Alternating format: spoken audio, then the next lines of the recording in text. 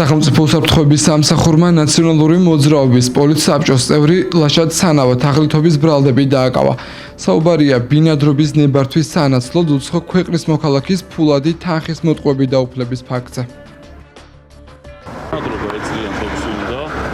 ეს ყველაზე ცოტა. გავიდეს ხას კითხოს. میگه میخواد بره به هر کی ვისაც უნდა კითხოს? دلار 5 წლიანი 12000 ხარ. 5 سال 12000 دلار. ყველას გაუშვებენ ახლა, ვისაც საბუთი არა. دیگه الان همه رو میفرستم بیرون. هر کی ثبوت نداره یعنی سند نداره میفرستم بیرون.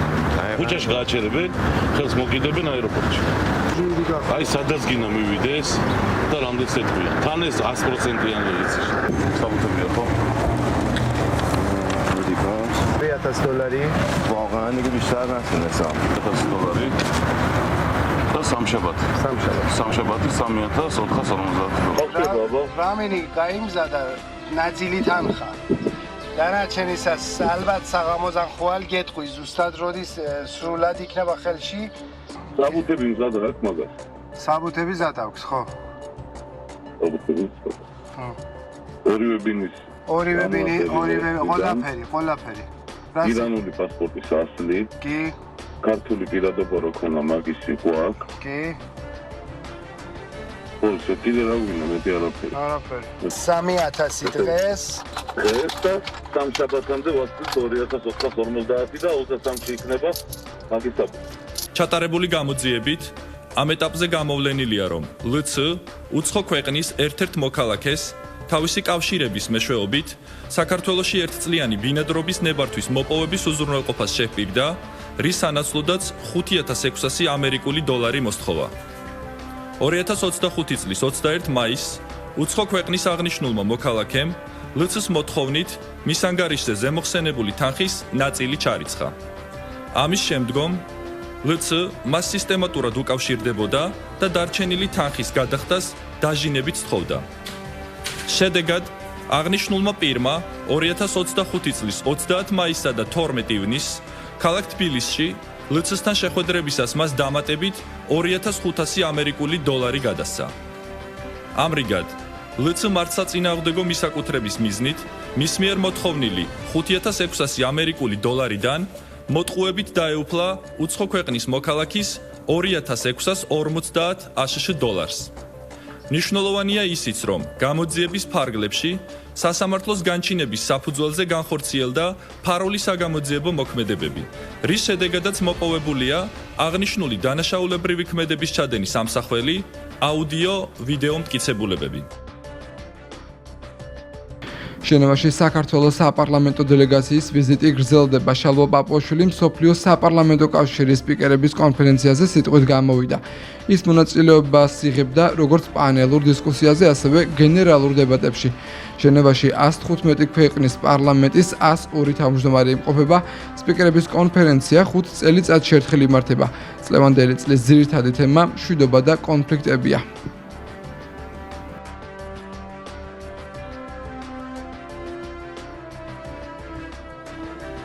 მექნება შესაძლებლობა როგორც პანელურ დისკუსიის ფარგლებში, ისე გენერალურ დებატებში გამოვიდეს სიტყვით და მიმართო კოლეგებს, ასევე მექნება ორხრივი შეხვედრები ევროპელ და სხვა კოლეგებთან, სადაც მექნება შესაძლებლობა ერთის მხრივ არაღიარების პოლიტიკის მხარდაჭერის უზრუნველსაყოფად და მეორეს მხრივ ურთიერთობებზე ქვეყნებს შორის და საერთაშორისო გამოწვევებზე, რომელიც არსებობს მთლიან რეგიონისთვის და საქართველოსთვის. ზოგადად კონფერენცია თავისი რიცხოვნობით გამორჩეული არის, ასე მეტი პარლამენტის თავმჯდომარე იღებს მონაწილეობას, ის რომ 5 წელიწადში ერთხელ არის ასეთი შესაძლებლობა პარლამენტის თავმჯდომარეები ერთ სივრცეში შეიკრიბონ და კონდეთ ერთმანეთთან შესაძლებლობა გაუზიარონ საკითხები, რომელიც ორმხრივი თუ მრავალმხრივი ურთიერთობებისთვის არის მნიშვნელოვანი. ეს თავისთავად მნიშვნელოვანი მომენტი არის და სასიხარულოა გვაქვს შესაძლებლობა ამ მოწვევის პარლამენტში ამ კონფერენციის მონაწილენი ვიყოთ. გვექნება საუბარი სხვადასხვა თემაზე, მათ შორის უსაფრთხოების გამოწვევებზე ჩვენს რეგიონში, შავი ზღვის რეგიონში, მივაწვით მათ ინფორმაციას ოკუპირებულ რეგიონებში არსებულ სიტუაციაზე, გვექნება საუბარი ასევე ორმხრივი ურთიერთობების განვითარებაზე, რაც შეეხება ევროპულ ქვეყნებს, აქ რა თქმა უნდა საუბრის თემა იქნება ასევე შიდა პოლიტიკური ვითარება, კარს მომდგარი მუნიციპალური არჩევნები და რა თქმა უნდა ჩვენი ევროკავშირში ინტეგრაცია და ის სიძნელეები, რომელიც ამ გზაზეა, გვინდა რომ ჩვენმა ევროპელმა პარტნიორებმა ზუსტად იცოდნენ პირველ წყაროდან ის თუ რა ხდება საქართველოში და რატომ არის ეს პროცესი შეჩერებული და მათ შორის კანონებთან დაკავშირებითაც მივაწვით ინფორმაცია. ადგილობრივი თვითმმართველობის არჩევნებამდე 3 თვით ადრე ლელო და პარტია გახარია საქართველოსთვის სოციოლოგიურ კვლევას აანონსებენ. მათი განმარტებით, სწორედ ამ გამოკითხვის შედეგებით მიიღებენ გადაწყვეტილებას, თუ ვინ იქნება მათი მერობის საერთო კანდიდატი. ისინი გავრცელებული ინფორმაციას ალე ყოელისაშვილის კანდიდატობის შესახებ არ ადასტურებენ. ნაციონალურ მოძრაობაში კი არჩევნებში მონაწილე პარტიების გეგმებს ისევ აკრიტიკებენ და მიიჩნევენ, რომ 4 ოქტომბერი რუსული სპეცოპერაცია, მართველი გუნდი კი მერობის კანდიდატს ოფიციალურად ხვალ წარადგენს. 31 მოვა აღდგომა და ხვალეო და ნახოთ აბა წარმოადგენენ თუ არა. ხო მარტივი გადასამოწმებელია. 2 დღე დაელოდეთ და გაიგებთ წარმოადგენენ არ წარმოადგენენ თუ ვის წარადგენენ საერთოდ. თვითმმართველობის არჩევნები მე რომ მკითხო ყველაზე მნიშვნელოვანი არის ქვეყანაში, იმიტომ რომ ეს არის პირველი დონის ხელისუფლება და ყველაზე მეტად ხალხს რაც ჭირდება ხოლმე. აი ის პრობლემები უნდა მოაგვაროს თვითმმართველობამ, როგორც საკრებულოებმა, ასევე გამგეობებმა, ასევე მერიებმა, მაგრამ ხედავთ და დღესაც ზუსტად იმ ადგილას ვართ, რომ ჩვენი აი ეს ხელისუფლება მოღალატეების ერთადერთი რამით არის დაკავებული, რომ არჩევნების წინ მოგვატყუოს და არჩევნების მერე არ გააკეთოს არაფერი და თან ფული მოიპაროს. მე რა თქმა უნდა, როგორც კოლეგას, მას ძალიან დიდ პატივს ვცემ. კონკრეტულ კანდიდატურასთან დაკავშირებით მე კომენტარს ვერ გავაკეთებ, იმიტომ რომ ძალიან ბევრი ადამიანი და ბევრი კანდიდატურა განიხილება ჩვენსა და ლელოს შორის, იმიტომ რომ კიდევ ერთხელ ჩვენ გვსურს, რომ ვესაუბროთ და ვემუშაოთ წინასაარჩევნოდ იმ პარტიების ამომრჩევლებს, რომლებიც ირჩევენ ბოიკოტს და თავარი მიზანი ჩვენი მუშაობის არის ის, რომ შევამციროთ ქართული ოცნების დიდი რაოდენობის ამომრჩეველი, რომელიც დღესდღეობით ყავს მათ. კონკრეტულ კანდიდატურებზე საუბარს არ დავიწყებ, არც დაგეთანხმებით და არც უარყოფ. ეხლა არის სამუშაო პროცესი. საერთოდ არ აქვს მნიშვნელობას სახელმწიფო არჩევნების ვინ იქნება მერობის კანდიდატი. ჩვენ ვთვლით, რომ ფუნდამენტური შეცდომა არის რუსულ სპეცოპერაციაში შეყოლა ბიზინა ივანიშვილისთვის საკუთარ მოედანზე, საკუთარი თამაშის წესებით, სადაც უპირატესობა იმით, რომ ძალაუფლება ხელში აქვს ჩაგდებული და გააკეთებს იმას, რაც უნდა, აქვს რუსული ოლიგარქს. იმდენად ურეიტინგო ფიგურა არის ის, რომ რა თქმა უნდა რაღაცა სერიოზულ კონკურენციაზე ლაპარაკიც კი ღიმილის მონგრელია. მაშინ რა შეჭირდებათ ეს კაცი, რომ წამოწიოწი. მხოლოდ ერთადერთი დანიშნულება კონდეს, შეიძლება კონდეს მას, მის მოღვაწეობას რომ გადავალოთ თვალი, ან რაღაცა პროვოკაციებს დაიწყებს, ან რაღაცა დესტრუქციულ ქმედებებს ჩაიდენს და არეულობის შეტანა შეეცდება. სხვა ახლა რაიმე სერიოზული საუბარი იმაზე, რომ ის რაღაც არჩევნო კონკურენციაში შევა, ეს თვითონაც კარგად ისმის. ობამას ადმინისტრაციის მხრიდან ადგილი ჰქონდა სადაზვერვო მასალების პოლიტიზირებას და манипуляციას, რომელიც მიზნად ისახავდა პრეზიდენტ ტრამპის დელეგიტიმაციას, ვიდრე მისი ინაუგურაცია მოხდებოდა. ამის შესახებ ამერიკის შეერთებული შტატების ეროვნული დაზვერვის სამსახურის ხელმძღვანელმა ტულსი გაბარდმა ამერიკის შეერთებული შტატების პრეზიდენტის ადმინისტრაციაში გამართული პრესკონფერენციის დროს განაცხადა. ტულსი გაბარდის თქმით, ობამას ადმინისტრაცია ცდილობდა ამერიკელი ხალხის ნების უზურპაციას. გაბარდის განცხადებით, სადაზვერვო მასალები აჩვენებს, რომ 2016 წლის არჩევნების დროს რუსეთის პრეზიდენტის ვლადიმირ პუტინის ინტერესი იყო ამერიკის შეერთებული შტატების დემოკრატიული პროცესის მიმართ რწმენისადმი ძირის გამოთხრა და არაჩვენებდა რაიმე უპირატესობას რომელიმე კანდიდატის მიმართ. ტულსი გაბარდის თქმით, მასალები მიუთითებს, რომ პრეზიდენტი ობამა ხელმძღვანელობდა ამ სადაზვერვო შეფასების შექმნას.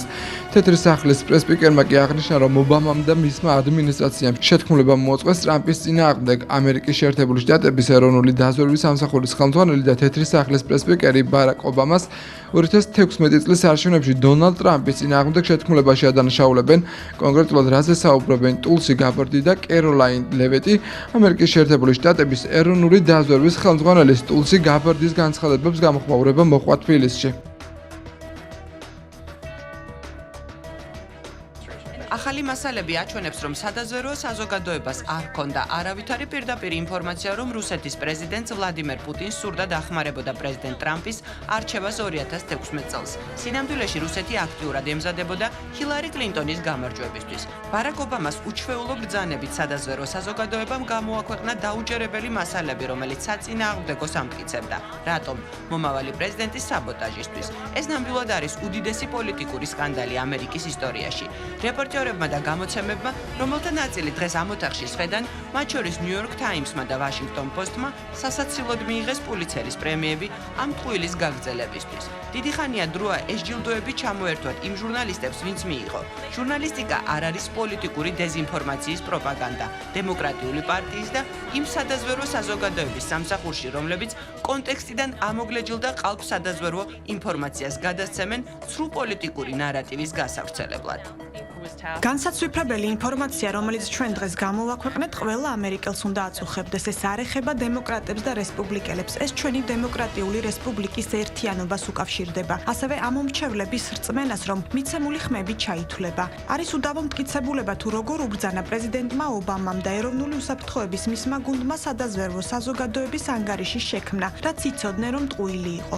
მათ იცოდნენ, რომ ეს ხელს შეუწყობდა ხელოვნურ ნარატივს, რომ რუსეთი ჩაერია 2016 წლის არჩევნებში, რომ რუსეთი დაეხმარა პრეზიდენტ ტრამპს გამარჯვებაში. ამერიკელ ხალხს წარუდგინეს, რომ ეს მართალი იყო. ეს არ იყო მართალი. მათ საეჭვო წყაროებიდან შეთხზეს დასკვნები, მათ დამალეს მტკიცებულებები და სანდო სადაზვერვო მასალა, რაც არ ეთანხმებოდა მათ ყალბ მოსაზრებებს. მათ დაუმალეს სიმართლე ამერიკელ ხალხს. მათ ამერიკელი ხალხის ნების საბოტაჟისთვის შეთქმულება მოაწყვეს, ვინც აირჩია დონალდ ტრამპი 2016 წლის ნოემბერში. ისინი მუშაობდნენ თავიანთ პარტნიორებთან ერთად მედიაში ამ ტყუილის ხელშეწყობისთვის, რაც ძირს უთხრიდა პრეზიდენტ ტრამპის ლეგიტიმაციას და დაიწყეს წლების განმავლობაში გადატრიალება მის წინააღმდეგ. ამერიკელი ხალხი იმსახურებს სიმართლეს, ანგარიშვალდებულებას და სამართლიანობას. პლიოში ერთი და იგივე ნარატივი აქვს, ერთი და იგივე ხაზია. თუ ისინი ვერ იღებენ მათთვის სასურველ შედეგს კონკრეტულ ქვეყნებში, მაშინვე, რა თქმა უნდა, შემოყავთ რუსეთის თემა, რუსული ნარატივი, რომ ეს რუსეთუმე ხელისუფლება 2012 წლიდან მოყოლებული, ნახეთ, ძალიან საინტერესო იქნება ეს ყველაფერი, რომ რუსული, რუსეთი, აი ეს არის მათი პროპაგანდა, ეს მარტო საქართველოში არ არის. ყველგან მთელ მსოფლიოში არის ამერიკის შეერთებული შტატების პრეზიდენტზე საუბრობდნენ, რომ რუსეთი ეხმარებოდა და რუსული პროექტია. ხო წარმოუდგენელი. ის რომ საქართველოში და არა მარტო საქართველოში ებრძვის deep state-ი გლობალურობის პარტია ეროვნულ ღირებულებას და ასე შემდგომ, ეს არის კლასიკური მაგალითი. იმიტომ რომ რამდენჯერად წამოწია საკითხი ტრამპმა, რუბიომ და მისმა ადმინისტრაციამ ეროვნულ ღირებულებასთან დაკავშირებით, იმდენი თავს დაესხა deep state-ი წარმომადგენლობა თავად ამერიკის პრეზიდენტს და თავად სახელმწიფო მდივანს და რა გასაკვირია, რომ საქართველოში იყოს მათი მხრიდან ბრძოლა ეროვნული ინტერესების წინააღმდეგ. მარკ პეინ მალინი, მაიკ ლი და რენ პოლი სენატორები არიან, რომლებიც მეგობარი აქტის მიღებას ბლოკავენ. ინფორმაცია ვაშინგტონში მომუშავე კორესპონდენტმა ალექს რაუფ უღლუმ გაავრცელა. მისი ინფორმაციით ირკვევა, რომ კონგრესში დაწყებულ პროცესზე და პალატაში რესპუბლიკელები აფერხებენ. სწორედ ამ სამ სენატორს ასახელებს ჟურნალისტი მეგობარი აქტის დამაბრკოლებელ პირებად და სვამს კითხვას, რატომ დაიბლოკა პროექტი მაშინ, როდესაც ის დაამტკიცა წარმომადგენელთა პალატამ და სენატის საგარეო ურთიერთობათა კომიტეტმა. ჟურნალისტის კითხვას გამოხმაურება მოჰყვა თბილისში. მეგობარი აქტი სულ მალე წელსვე იქცევა კანონპროექტად. ამისთვის საფუძველს მაძლევს გასულ კვირაში ვაშინგტონში გამართული ლელო ძლიერი საქართველოს ვიზიტიც, რომლის განმავლობაში გავმართეთ 20-ზე მეტი მაღალი დონის შეხვედრა. უკლებლივ ყველა შეხვედრაზე მივიღეთ დადასტურება, რომ მეგობარი აქტის აღსრულებას წინ არაფერი აღუდგება, თუმცა რასაკვირველია, ჯერ კიდევ გასაწევია დამატებითი შრომა და ძალისხმევა, რომელსაც ჩვენ სისტემატიურად ვიღებთ და გავიღებთ აგრეთვე შემდეგი თვეების განმავლობაში. გასულ კვირაში ჩვენი ვიზიტი შეერთებულ შტატებში სწორედ ამას ემსახურებოდა, რომ მეგობარი აქტის მიღება იქნას დაჩქარებული. თავად აქტის შინაარსთან დაკავშირებით ფაქტობრივად არაცხელს განსხვავებული მოსაზრება, რომ დაჩქარებულ წესთან დაკავშირებით მათ შორის ამერიკის შეერთებული შტატების დემოკრატიიდან გამომდინარე და პატრიოტულობთ ამას სავარაუდოდ ძალიან დიდი ალბათობაა იმისა, რომ დაჩქარებული წესით ზაფხულში არ იქნება განხილული, გადაიწევს ივანიშვილის და მისი რეჟიმის სანქციების განხილვის საკითხია. ჩვენ მაქსიმალურად ვიმუშავებთ ამისკენ, რომ კალენდარულად ბევრად უფრო ადრე, ანუ სექტემბერშივე მოხდეს მეგობარი აქტის განხილვა. არც ამის მიღების პერსპექტივის შესახებ ვიცით ბევრი რამე. შესაბამისად, მოდით დაველოდოთ ამ პროცედურის ჩამთავრებას და ქართულ-ამერიკულ ურთიერთობებში რამე სიახლის გაჩენას. ის რომ ქართულ-ამერიკულ ურთიერთობებს გაუმჯობესების ჯერ აფერი ტყობეთ ფაქტია. მოულოდნელად ჩამოკრა უბედურების ჟამა ნაცმოძრაობაში, როდესაც გაიგეს, რომ ეს მეგობრობის აქტი და მისი განხილვა შეჩერდა სწორედ რამდენიმე კონგრესმენის მოთხოვნით. ჩვენ არაერთხელ ვამბობდით, რომ ამერიკაშიც და ევროპაშიც არიან ის ჯანსაღი ძალები, რომლებიც მართებულად აზროვნებენ.